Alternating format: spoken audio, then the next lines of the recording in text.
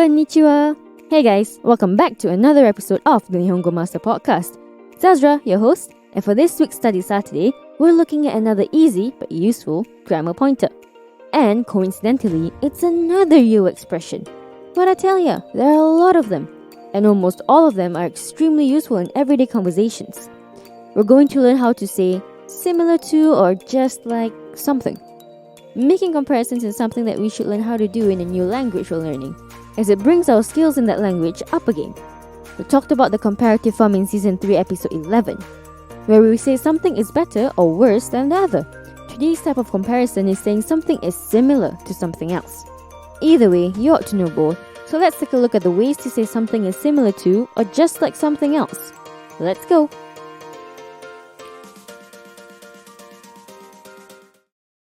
When we make comparisons, sometimes it can be to say something is better than something else.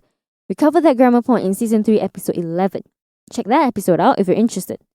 Today's episode looks at how to say something is just like something else. It's like saying just like or similar to. Still a way of comparison though, but more of like using something else as a reference in terms of similarity. It's like saying, I slept like a kid, or he's an angel-like person. And so for this one, we use the phrase yoni or yona, depending on whether the sentence uses a noun, verb, or adjective. E yoni be or e yona be is like saying be is like a. Don't worry, we'll take things slow. Now, yoni and yona are used to mean the same thing. To know which to use, it depends on what comes after the phrase. If be is a verb, you use yoni. If be is a noun, you use yona. If a, the word that comes before the phrase, is a noun, you have to add no to make it no yoni or no yona. If a is a verb, you don't have to add anything. Just yoni or yona will do. So if a is a noun, the format is e no yoni be if be is a verb. E no yona be if be is a noun. Don't fret yet, let's have some examples. Let's use that one sentence we said. He's an angel-like person. So using our format of be is like a, in other words, he's a person that's just like an angel. So angel is tenshi, which is a, and person is hito, which is be. So if a is a noun and b is a noun, the format goes e no yona be. Tenshi no yona hito. Easy, right? You can say the same sentence with be as a verb. The format goes e no yoni be. Tenshi no yoni mieta. So in English, the sentence translates to the person looked as if they were an angel. Let's have another example. We said, I slept like a kid. So then, since I slept is be and is a verb, we use yoni. And kid is a, which is a noun. So you have to add no.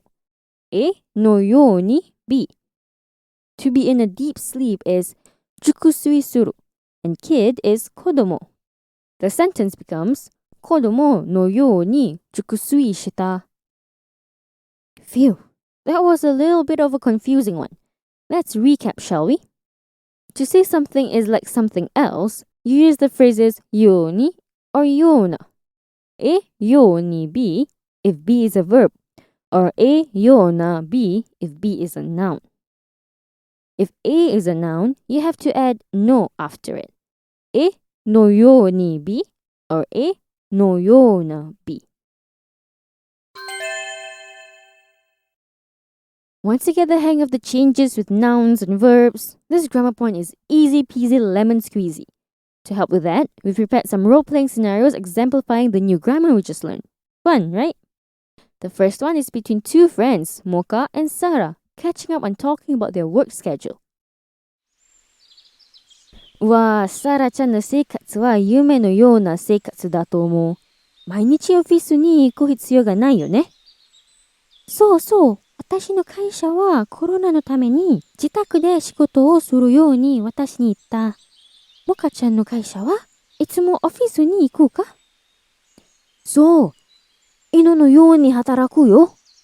毎日は早くから仕事を始めて、遅くまで仕事を終えるよ。わあ、大変だ。嘘のような話だと思う。嘘ついてないよ。これはね、日本人のとっては普通のことだ。なるほど。家に帰ったら夕食を食べないの？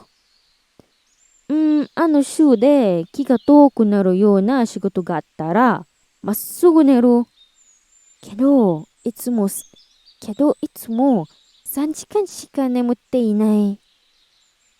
ああ、それはね、今、モカちゃんは疲れたような顔をしている。Now let's have a listen at the English translation. Wow, Sarah-chan, your life is like a dream.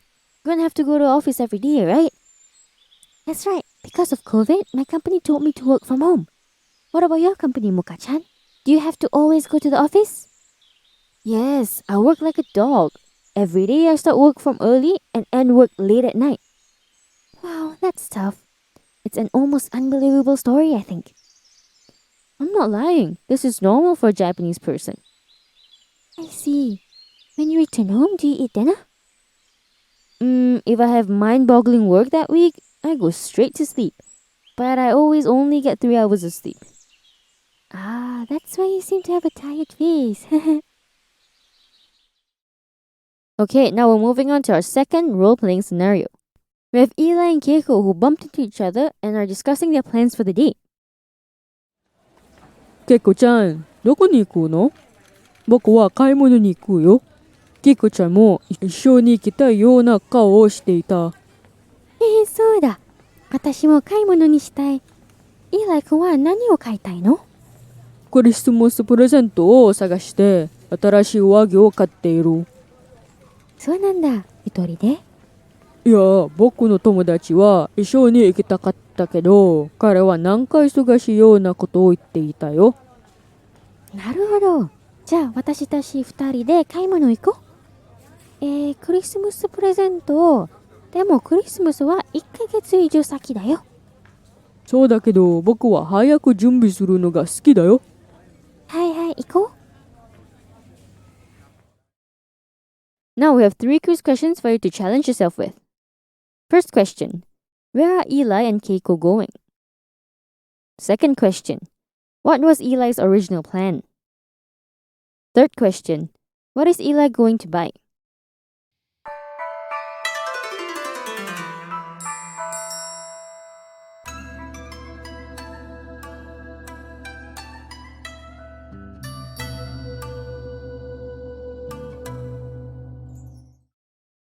Answer check.